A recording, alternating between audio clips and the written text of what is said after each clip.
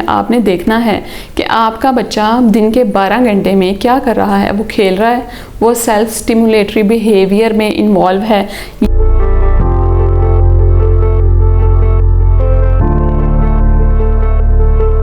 अभी हम तीसरी टेक्निक की तरफ चलते हैं जो कि है प्रैक्टिस, जो कि पहली दोनों टेक्निक से इंटरलिंक करती है।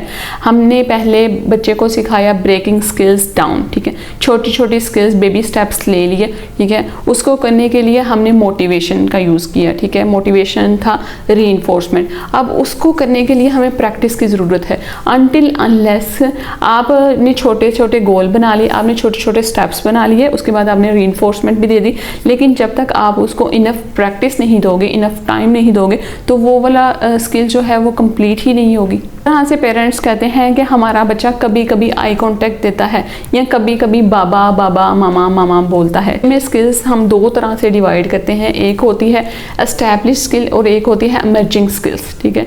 जो बच्चा कभी कभार करता है ना, वो बच्चे की एमर्जिंग स्किल्स होती हैं। जो बच्चे में बहुत ज़्यादा पक्की स्किल हो गई होती है ना, जो वो मोस्ट ऑफ द टाइम करता है, वो होता है एस्टैब्लिश स्किल।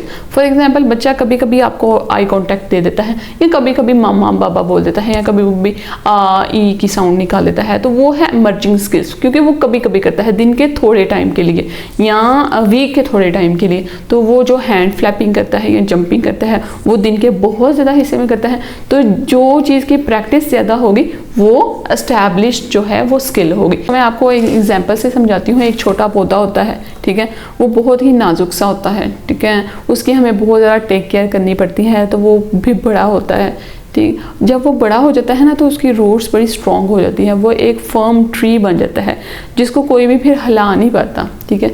तो इस तरह ये जो छोटा पौधा है ना, वो एमर्जिंग स्किल्स है, ठीक है। और जो बड़ा दरख्त है ना, वो एस्टैब्लिश स्किल है, ठीक है। तो इसलिए जो एमर्जिंग स्किल्स होती हैं ना, उनको इनफ प्रैक्टिस की ज़रूरत होती है। जब उनको इनफ प्रैक्टिस दे दी जाती है ना, तो वो एस्टैब्लिश स्किल्स में कन्वर्ट हो जाती हैं। तो जो प्रैक्टिस का पर्पस होता है ना, वो ये होता है कि जो हमारी एमर्जिंग स्किल्स हैं ना, बच्चे में आ रही हैं, उसको एस्टैब्लिश करना, उनको स्ट्रॉन्ग करना, ठीक है। तो कुछ पेरेंट्स पूछते हैं कि हमने बच्चे को कितनी प्रैक्टिस करवानी है। देखें, दिन के 12 घंटे बच्चा सोता है और 12 घंटे वो उठता है। 12 घंटों में से जब वो उठ जाता है ना, तो 3-4 घंटे खाने पीने के निकाल लें, टॉयलेट ट्रेनिंग के निकाल लें, उसके बाद 7 से 8 घंटे बच जाते हैं, ठीक है। 7 से 8 घंटे में आप अगर बच्चे को 5 घंटे भी बच्चे को कोई भी स्किल सिखाने में लगाएं, तो बच्चा वो वाली स्किल सीख पाएगा, ठीक है। लेकिन अगर आप 5 मिनट या 15 मिनट ही उस स्किल को सिखाने में इन्वेस्ट कर रहे हैं ना, तो फिर मुश्किल है कि बच्चा कोई भी स्किल सीख पाएगा, ठीक हो गया। तो फिर इससे फिर कोई फ़र्क नहीं पड़ेगा कि आपका थेरेपिस्ट कितना ही अच्छा है, आपके थेरेपी सेंटर कितना ही अच्छा है। अगर आपने इनफ प्रैक्टिस नहीं ना बच्चे को दी, तो फिर बच्चा वो स्किल सीखने में काफ़ी देर लगाएगा। अब इसका हिसाब इस एग्जांपल से लगा लें। एक बच्चा जो कि वीक के 30 आवर्स स्पीच थेरेपी करता है या उसकी स्पीच को स्टिमुलेट किया जाता है, उस बच्चे से तो वो अच्छा ही परफॉर्म करेगा ना। जिस बच्चे को वीक में सिर्फ 2 घंटे उसकी स्पीच पे काम किया जाता है, उससे वो ऑब्वियसली अच्छा परफॉर्म करेगा। सारा साइकिल है, ये सारा एक दूसरे से इंटरलिंक करता है। इनफ प्रैक्टिस के लिए, ठीक है, आपने देखना है कि आपका बच्चा दिन के 12 घंटे में क्या कर रहा है। वो खेल रहा है, वो सेल्फ स्टिमुलेटरी बिहेवियर में इन्वॉल्व है, या वो कोई भी एक्टिविटी कर रहा है। तो बच्चा जो भी चीज़ ज़्यादा करेगा ना, तो वो उसकी एस्टैब्लिश स्किल बन जाएगी, वो उसकी रूट्स जो हैं वो स्ट्रॉन्ग हो जाएंगी, ठीक है। फिर उसको चेंज करना ना थोड़ा सा मुश्किल हो जाएगा, ठीक है।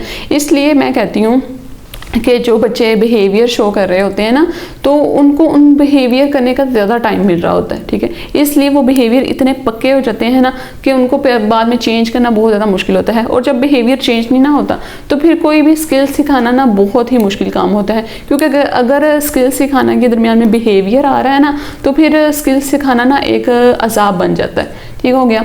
तो ये थी आज की वीडियो। आज की इस वीडियो में हमने पढ़ा 3 की टेक्निक्स ऑफ ABA। सबसे पहले उसमें हमने पढ़ा ब्रेकिंग स्किल्स डाउन, उसके बाद हमने रीइंफोर्समेंट पढ़ा, उसके बाद हमने प्रैक्टिस पढ़ा।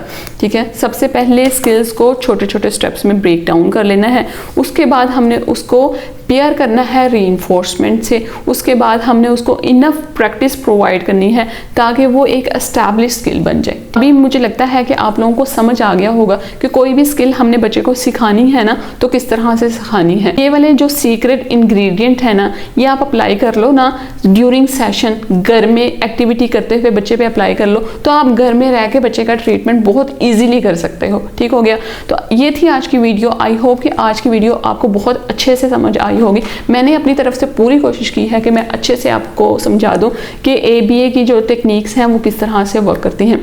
तो नेक्स्ट वीडियो के लिए अल्लाह हाफिज़, बाय बाय।